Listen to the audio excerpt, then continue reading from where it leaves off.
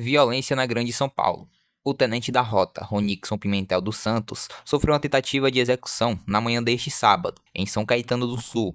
O oficial da Polícia Militar é irmão mais velho de Eloá Pimentel, adolescente que foi vítima de um dos sequestros mais marcantes do país, em 2008. Imagens de câmeras de segurança mostram o momento em que o policial saía de uma academia e foi surpreendido por dois homens em uma moto. Os criminosos atiraram a queima-roupa e fugiram em seguida. O tenente foi atingido na região da cabeça, recebeu os primeiros socorros no local e foi transferido às pressas por um helicóptero Águia para um hospital na região do ABC Paulista. O estado de saúde do policial é considerado grave. Segundo nota oficial da rota, ele passou por uma cirurgia de emergência para a remoção do projétil. A Polícia Civil já deu início às diligências para identificar e capturar os autores do atentado.